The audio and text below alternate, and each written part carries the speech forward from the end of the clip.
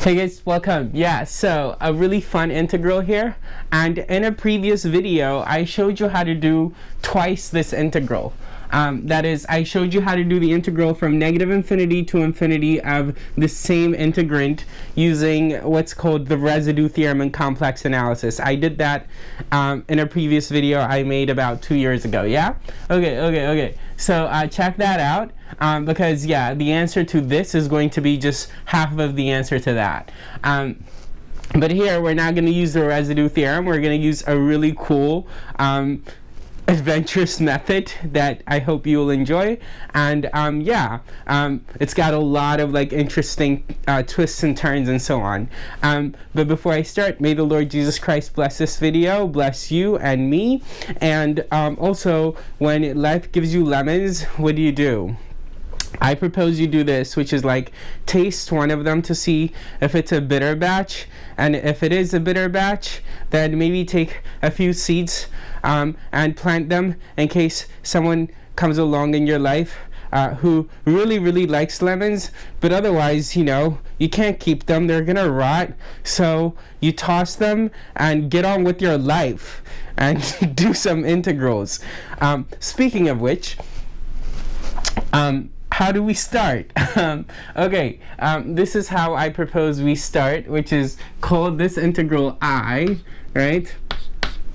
And observe that I is the same as this.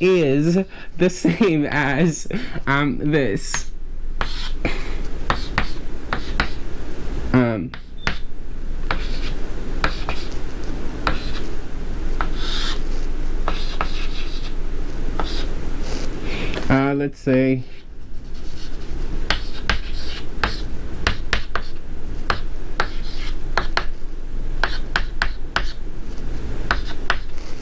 right, the given integral is the same as this integral. You will see why it is of great benefit for us to rewrite the given integral like this.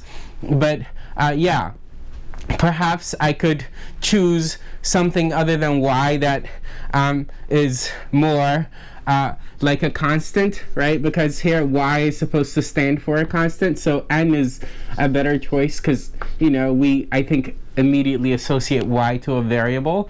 But yeah, like if n is equal to pi over 4, this middle term goes to 0 because we're gonna get 2x squared times cosine of 2 times pi over 4, that's cosine of pi over 2, which is 0. So this will be 0, meaning this integral is the same as this integral when n is equal to pi over 4. So that's our start.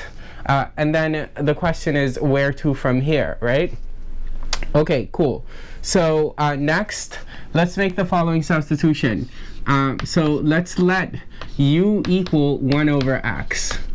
Then first, notice that that means that 1 over u is equal to x. And furthermore, it means that du is equal to negative 1 over x squared times dx. And using this, we can solve for dx. Specifically, we see that dx is equal to negative x squared du, right? There's that. And then now that means that our integral I is going to be equal to, well, this limit 0 is for x equals 0. When x is equal to 0, u is going to go to 1 over 0. That's infinity. So this 0 turns to infinity. And then the infinity, that's for x again. This infinity is for x. So 1 over infinity, that's tending to 0. So this turns to 0. Okay, cool. And then what else? Well, I forgot to write my dx right here. But you'd had faith, I'm sure. Okay, and then we have 1 divided by, right? X to the 4th is going to be, since x is 1 over u, x to the 4th is 1 over u to the 4th. So I have 1 over u to the 4th. And then plus 2 times 1 over u squared cosine 2n. And then plus 1, like this, right? And then again, you know, we know moving forward that we're considering n equals pi over 4, so I'm not going to keep writing n equals pi over 4. I should get that. And then now what? Well, I need to replace dx, which is negative x squared du. So the x squared will go here, the du will go adjacent to it, but the negative, right, from the dx we get negative x squared du, right? But this negative now, which should go here, I'm gonna write in front of the integral, but actually I'm going to use it to swap the limits of integration. That's the rule, right? Okay. This rule, I shouldn't even have to say it, right? Just for some kids, right? Okay. That's what I just did. Okay, so where to next? Well, this is an x, right? And we know x is 1 over u, so x squared is 1 over u squared. So this is 1 over u squared. Got it. And for reasons you will understand, I want to move to the wider board over here now. Yeah, okay. And so next I'm going to multiply this whole quotient by u to the 4th over u to the 4th. Notice that all I am doing is multiplying by 1, and I am allowed that. So this u to the 4th is going to multiply all 3 of these guys, and this u to the 4th is going to multiply that guy, right? And so then our integral I is going to equal 0 to infinity, and then u to the 4th times 1 over u squared du is going to be u squared du, and then all of this divided by, well, this u to the 4th and that 1 over u to the 4th are going to turn into a 1 plus, and then it's going to be 2u squared and then cosine of 2n, right? And then plus u to the 4th, right? Okay, so I is equal to this. Now, this is an n. My u's and my n's look alike a little bit, so not to make it confusing. Anyway, so I is equal to this, but I is also equal to this, right? Again, n equals pi over 4 here, right? Okay, but look here. So if I change the u's to an x here, that's just a variable name change.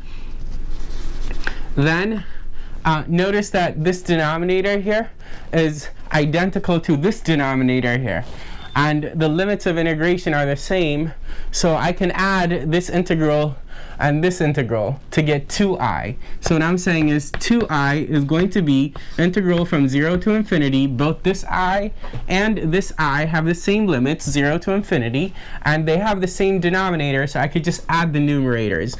So in the numerator, I'm going to get x squared plus 1, the x squared from this, and the 1 from that.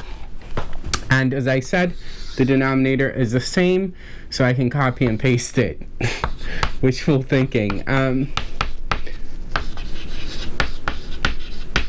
Okay.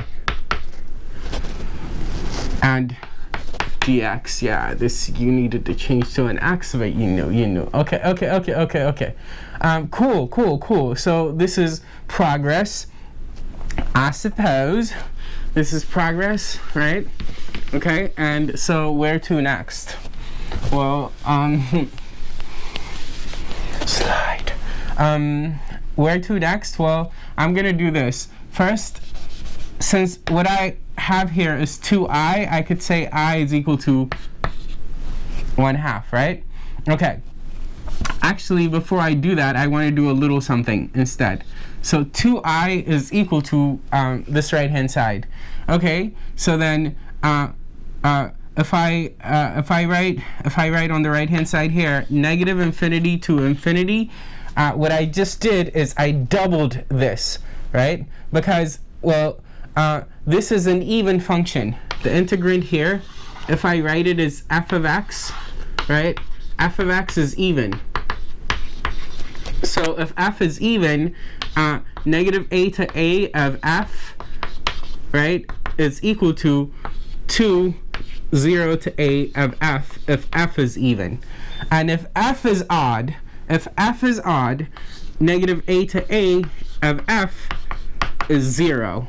For an odd function, negative a to a of f is 0. For an even function, negative a to a of f is twice 0 to a. And that's what I was saying at the start of the video, which is that I already showed you how to do this integral from negative a to a, where a is infinity, using the residue theorem in complex analysis. Yeah, okay. But yeah, as I just said, because f here is even, what we can do is write negative infinity to infinity, but this here is 0 to infinity, so it must be half of negative infinity to infinity. Now this is equal to 2i on the left, right? So, okay, and then x squared plus 1 over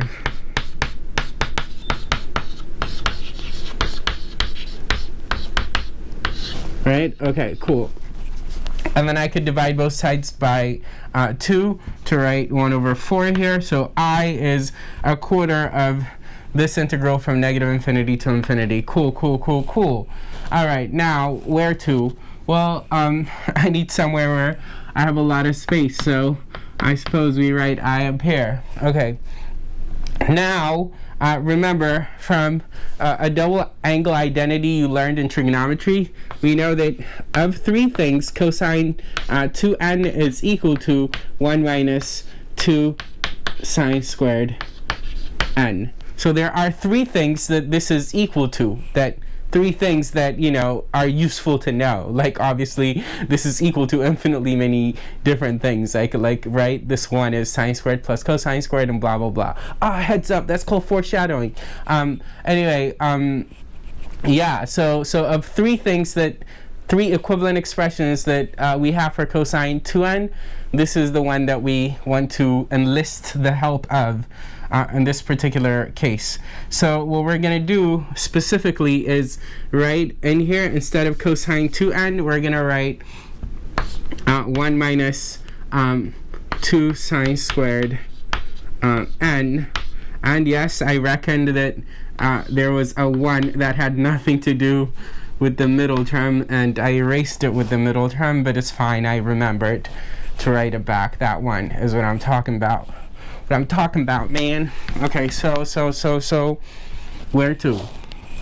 Well, now this is no longer necessary, and so we go from here and continue. So we get a quarter integral from negative infinity to infinity, and then x squared plus 1 all over x to the 4th, and then plus 2x squared, and then minus 4x squared sine squared n.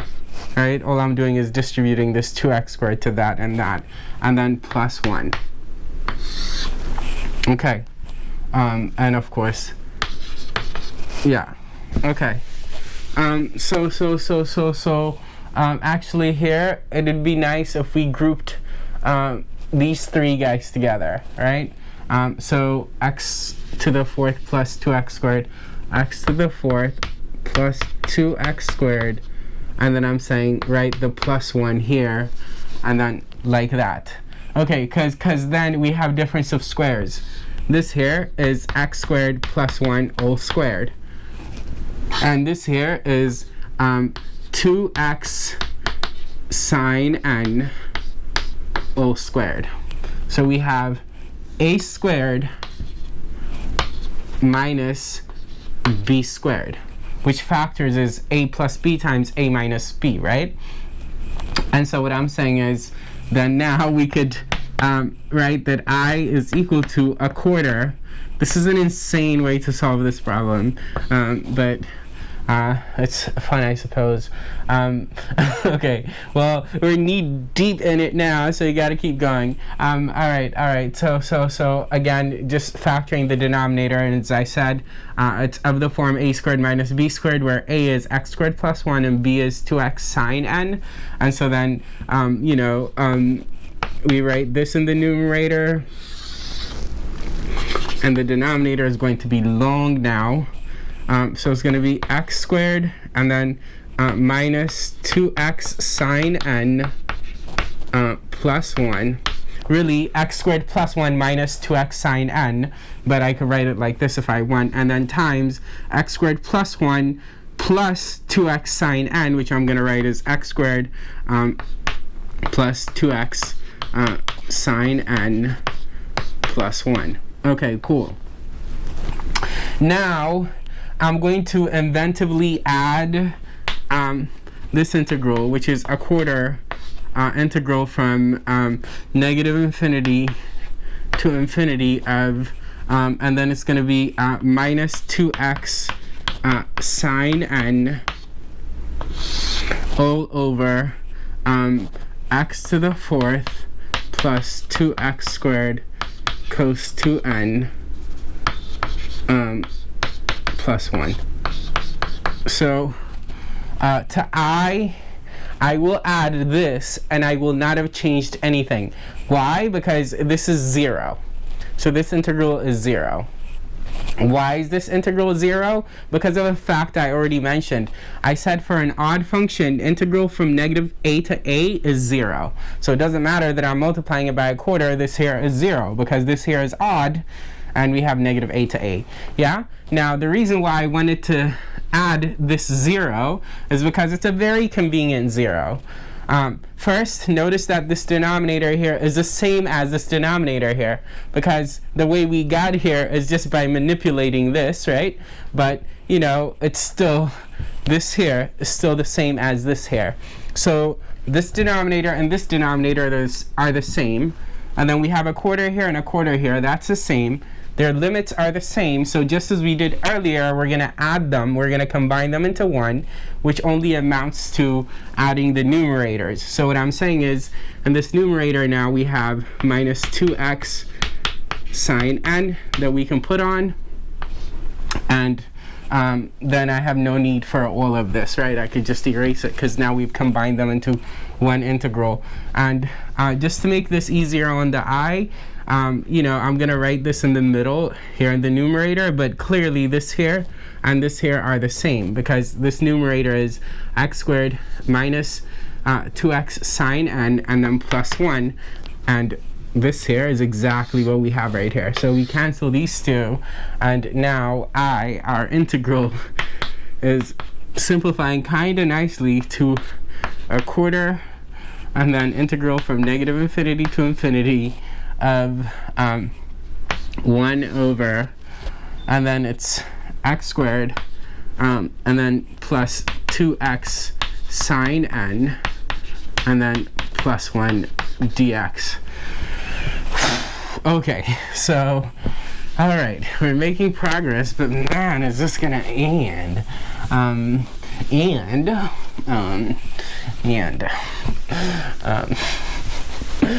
Okay, yes, everything comes to an end. Oh man, that sounded real cynical, but no, that's a good thing, man. What is there that you don't want to come to an end? Okay, all right. So where to from here? Here, how about here? So I is equal to a quarter, and then integral negative infinity to infinity of 1 over, and then I'm gonna write x squared plus 2x sine x, and then plus sine squared x plus cosine squared x. Remember earlier I said some foreshadowing. So here's some foreshadowing. Okay, no. Clearly, sine squared plus cosine squared is 1, and that's all I've done. I've replaced that 1 with this, and this is of convenience to me because now I could look at this and see that with my great algebra skills and observation that we can factor this, right? What I've like kind of underlined, let me underline it proper. This here, that there is like x plus sine x all squared. But in my little fun note, I forgot that the sign comes with an argument n, and so I need to retain that. And this too is sine n. Right? Okay. But you had faith, you had faith. So this is n here. Okay, but yeah, this here is this here, right? Okay, cool. That's all I'm saying. So that means that I is equal to a quarter integral from negative infinity to infinity, and then 1 over, as I just showed, x plus sine n all squared, and then plus cosine squared n. Okay, now, so to finish the job, this is all you have to keep in mind, which is, you know, because I've already made many videos on the tail end of what we have to do now, right? Like how to finish from here. I've already made many videos on it, so I'm not gonna labor this. But yeah, I'll just show you that, like, if you have the integral of, like, let's say 1 over, and then it's x plus a squared plus b dx, then the answer to this is going to be 1 over, and then it's going to be, let's say this is b squared rather, then it's going to be 1 over b, and then times tan inverse of x plus a over b. So the integral of this is this. So then what we should say is that I here is equal to what? Well, we have the quarter, but then the answer to this integral, based on what I just said, should be 1 over cosine n, right? 1 over cosine n, and then times tan inverse of x plus sine n over cosine n, and that's that. But unlike here we have limits of integration, so negative infinity goes here and infinity goes there, right? Okay, now recall that the tangent inverse function looks like this. It looks like this. It has, as a horizontal asymptote, this here is negative pi over 2, and then also positive pi over 2. This is the graph of tan inverse of du, like, let's say v, right? So on the vx axis, right?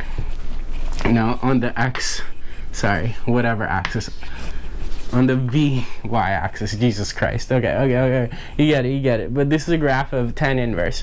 So as v, or whatever this horizontal axis is, as it goes to infinity, tan inverse goes to pi over 2, and as it goes to negative infinity, tan inverse goes to negative pi over 2. So what that means is, for us, when we plug in infinity, notice that this is a constant, so we're getting in this part tan inverse of infinity, and this too is a constant, so these guys, you know, they're fine. This axis is going to grow to infinity, so we're going to get basically tan inverse of infinity when we plug in infinity. And when we plug in negative infinity, we're going to get tan inverse of negative infinity. And then by the evaluation theorem, we have to subtract the value we get when we plug in infinity, and then the value you get when we plug in negative infinity. So with what we have in front, I guess I could erase this. Keep it in your memory. But yeah, with what we have in front, I is equal to 1 over 4. And then it's times 1 over cosine n, and then times tan inverse of infinity, which is pi over 2, minus tan inverse of negative infinity, which is negative pi over 2. And so this says I is equal to a quarter of 1 over cosine n. So I could just write 1 over 4 cosine n. And then clearly pi over 2 minus a negative pi over 2 is pi over 2 plus pi over 2, which is pi. And so I have a pi here. Now all along we said that our rewriting of the original integral that involved cosine said that n is equal to pi over 4. That's the only time the rewriting and the original integral agreed is for n equals pi over 4. So then we have to keep that in mind. And so in this general answer, plug in pi over 4, wherein we see that our answer is going to be pi divided by 4 cosine of pi over 4. But then cosine of pi over 4 is root 2 over 2. So we have 1 over 4 times 1 over root 2 or root 2 over 2. So this says pi root 2 over 4, which in fact is exactly 1/2 of the answer you get if you did the same integral from negative infinity to infinity in that other video that I mentioned I made previously. Yeah, cool. All right, now I hope you enjoyed this and keep watching. Take care.